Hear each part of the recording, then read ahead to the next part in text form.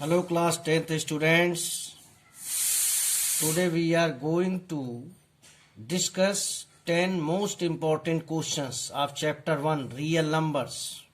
Real numbers आपने पढ़ रखा है. The sum of rational and irrational number is known as real numbers. So your first exercise has been deleted by the CBSE Euclid's division lemma. So we will start from exercise 1.2 and the first question, which is very important, which will be based on the concept that product of LCM and SCF of two number is always equal to products of number. Okay? जैसे इसमें question क्या बन के आ सकता है, LCM of two numbers,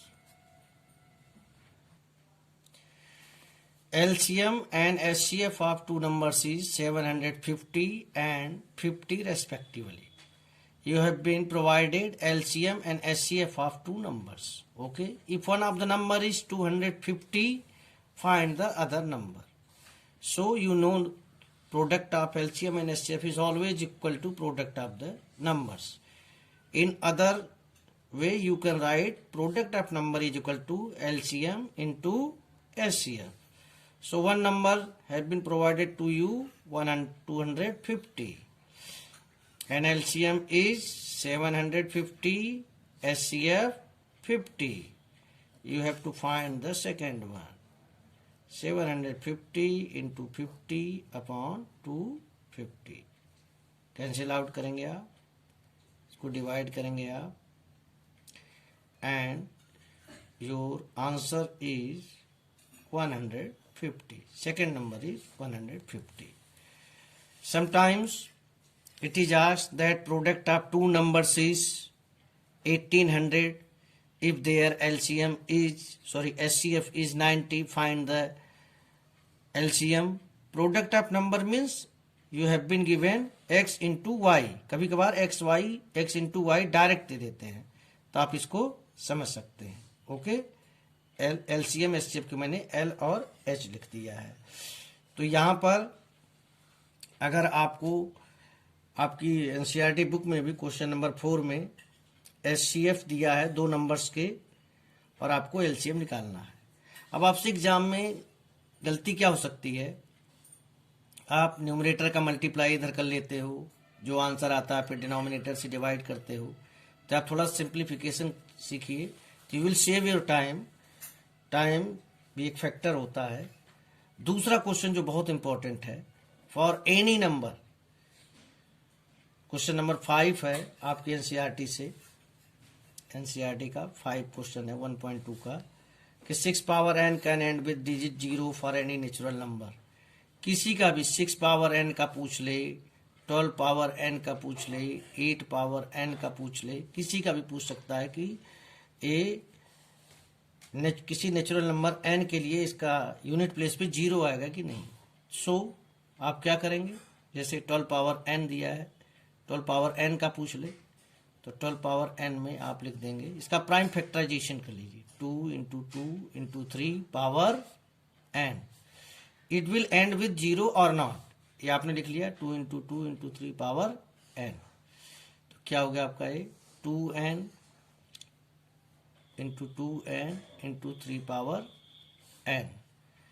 सो आप लिखेंगे prime factorisation, किसी भी नंबर के यूनिट प्लेस पे 0 आने के लिए उसके प्राइम फैक्टराइजेशन में 2 and 5 दोनों का आना मस्ट है. 2 and 5 बोथ. क्यों? सबसे द स्मॉलेस्ट नंबर विच है 0 एट यूनिट प्लेस 10. 10 का फैक्टराइजेशन क्या है 2 into 5. Second number is 20, factorization 2 into 2 into 5. Third number is 30, 2 into 3 into 5. Means 2 and 5 both will be present. इसके अलावा और भी हो सकते हैं, but presence of 2 and 5 is must. तो आप यहां पर लिखेंगे, ये वाला स्टेप नहीं भी लिखेंगे तो चलेगा. सिंस प्राइम फैक्टराइजेशन ऑफ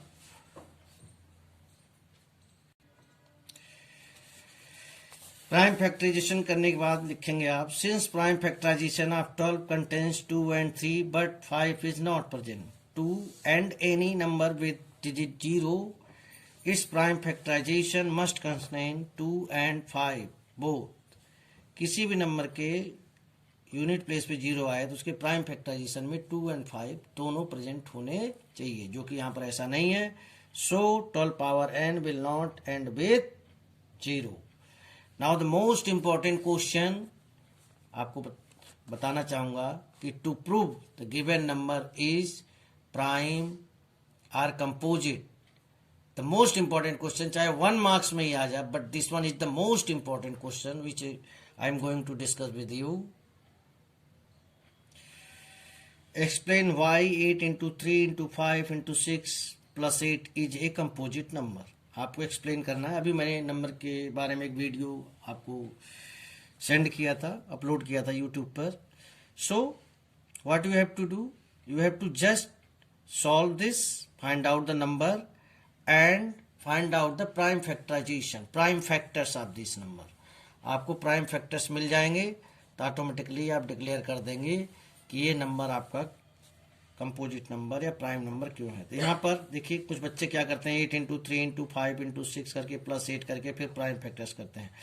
ऐसा कुछ क्वेश्चन दिया हो, आपके एनसीईआरटी की बुक में भी दिया है, 8 कॉमन ले लिया, यहाँ बचा 3 into 5 into 6, 5 3 जा 15, 6 जा 90 plus 1.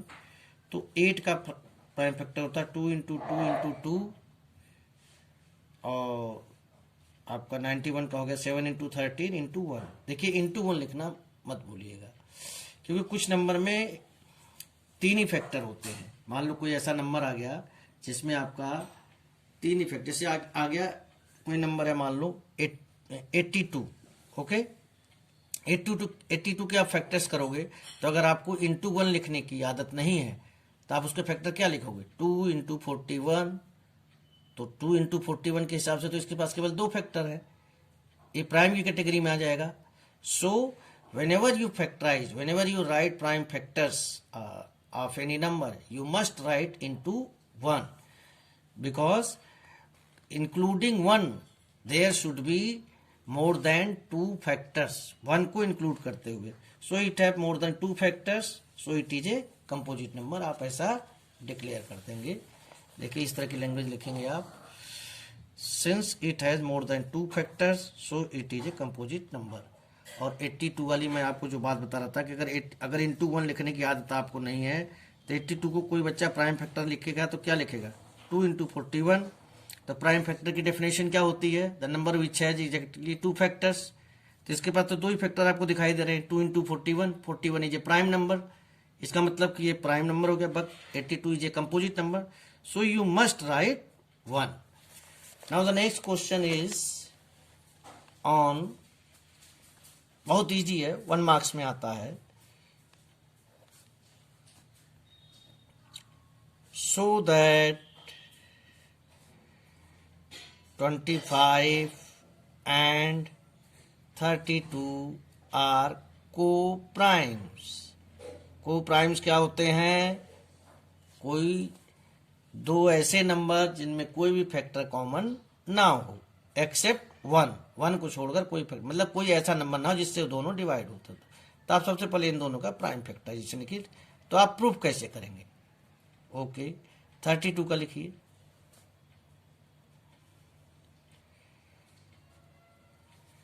HCF निकालिए, नथिंग इज कॉमन एक्सेप्ट 1. अब आपका लैंग्वेज क्या होगा, since HCF of given numbers is 1, so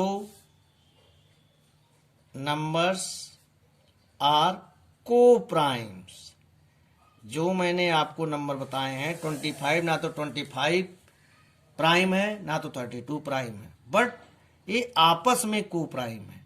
क्यों को प्राइम है, कि उनमें कोई भी फैक्टर कॉमन नहीं है.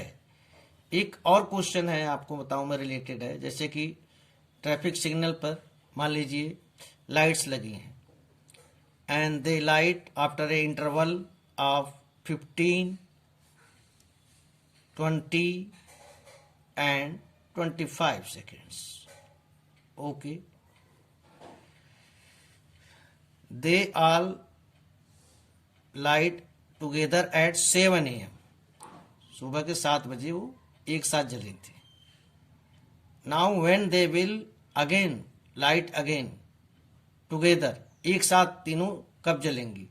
तो ऐसे केस में जब आपसे पूछा जाए या पूछा जाए किसी सर्कुलर ट्रैक में, जैसे आपकी बुक के 1.2 का लास्ट क्वेश्चन दिया है कि किसी सर्कुलर ग्राउंड का दो लोग कंप्लीट कर रहे हैं, एक को कुछ 80 मिनट लग रहा है, दूसरे को 12 मिनट लग रहा है, तो कितनी देर बाद उनकी मुलाकात एक साथ होगी. तो ऐसे केस में हमेशा आपको एलसीएम निकाला जाता है.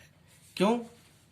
क्योंकि देखिए 15 की टेबल पढ़िए, 7 बजे शुरू हुआ, 7:15, 7:30, 7:45, है ना. 15 करते हुए ये 20, 40, 60.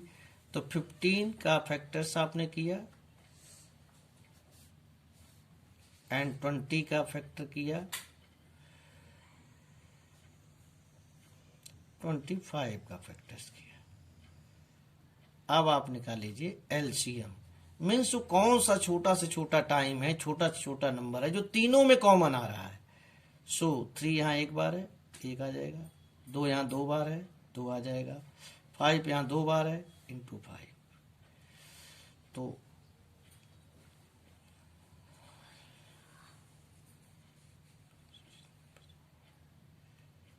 300. After 300 seconds, 300 seconds means how many minutes? 300 seconds means how many minutes? You just divide 300 by 65. They will meet again at 7:05. 7:05 पर सारी की सारी लाइटें एक साथ जलेंगी. जो आपको मैंने बताया 15, 15, 20 एंड 25. एक एग्जाम्पल बता रहा हूँ आपको. तो इस बात का आप ध्यान रखना है. 300 आ जाएगा. तो अगर पूछे कितने सेकंड के बाद, तो आफ्टर 300 सेकंड. कभी कभार एंट्रेंस वगैरह में यही सेकंड को मिनट में कन्वर्ट करके चेक बता दिया जाता है. अब आपका नेक्स्ट क्वेश्चन जो है, that is the most important question, उसको आप ध्यान से देखेंगे. Without actual division, how can you find out that the given fraction is terminating or non-terminating? बिना डिवाइड किए आप कैसे पता कर सकते हैं कि दिया हुआ जो फ्रैक्शन है वो टर्मिनेटिंग है या नॉन टर्मिनेटिंग रिपीटिंग है. You have to do nothing, you have to just factorize the denominator.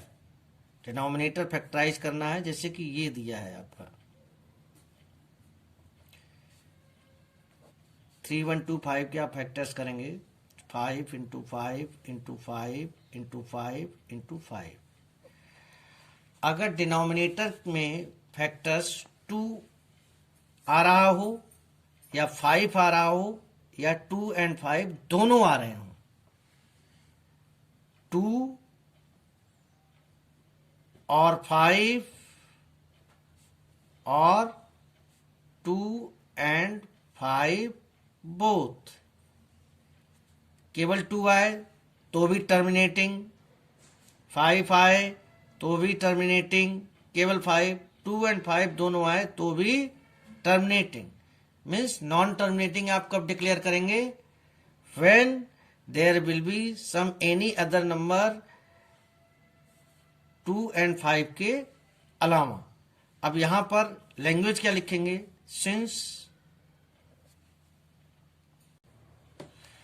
Since prime factorization of denominator contains 5 only, so it is a terminating decimal expression. अब मैंने आपको बताया कि डिनोमिनेटर पे या तो 2 आए या 5 आए या 2 एंड 5 दोनों आए तो आपका टर्मिनेटिंग हो जाता है, मतलब पूरी तरह कट जाता है, कैंसिल आउट हो जाता है. और इसके अलावा कोई और डिजिट आ जाए तो रिपीट होता है. अब कुछ ऐसा क्वेश्चन आता है कभी कभार कि आपको पहली नज़र में जब आप केवल डिनोमिनेटर पे केवल फोकस करोगे तो आपको ऐसा लगेगा कि ये नॉन टर्मिनेटिंग, जबकि एक्चुअली वो टर्मिनेटिंग होता है. जैसे कि मैं आपको दिखा रहा हूं यहां पर.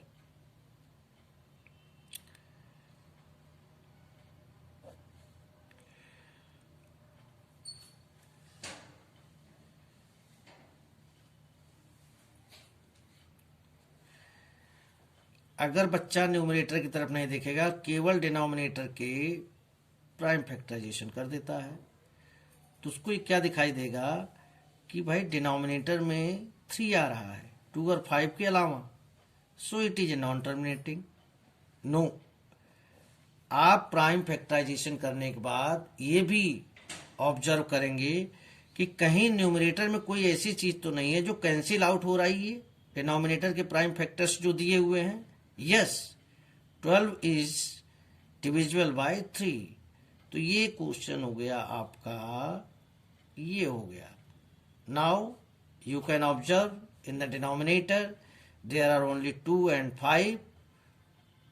1 तो मैं लिख देता हूं, 1 तो सबके प्राइम फैक्टर्स में होता है, सो it is A terminating, this fraction है टर्मिनेटिंग एक्सपेंशन। अब आपकी बुक में दिया है, ये दिया है, देखिए आपको प्राइम फैक्टर भी यहाँ करने की जरूरत नहीं है। 2 पावर 2 चेक करने के लिए, 5 पावर 7, 7 5 5। 129 ना तो 2 से डिविजिबल है, ना तो 5 से डिविजिबल है, और ना 7 से डिविजिबल है। तो आप यहां पर लिखेंगे कि prime factorization of denominator contains 7। 2 और 5 है, that's good, but it contains 7, so it is a non terminating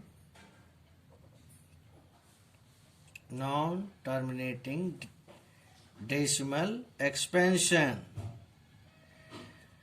कुछ और 5 क्वेश्चंस मैंने आज आपको बता दिए, 2-3 क्वेश्चन और बचे हुए हैं इस चैप्टर्स के, जो मैं नेक्स्ट वीडियो में आपको बताऊंगा। अगर आप इतना कर लेंगे, सो मैं आपको एश्योर कराता हूं एटलीस्ट 2 क्वेश्चंस दैट में बी आप 1 मार्क्स, 2 मार्क्स, 3 मार्क्स, कम से कम एटलीस्ट 2 क्वेश्चन आप बोर्ड एग्जाम में सही करके आएंगे। सो जो चीजें आपको बताई गई हैं, आप, I hope you have understood it. Practice करते रहिए, there should not be any kind of calculation mistakes. Concepts को रटने की कोशिश मत कीजिए, समझने की कोशिश कीजिए। Okay, we will meet in the next video and discuss some 2 or 3 more questions. After that, this chapter will be completely finished and prepared for your board examination. Thank you.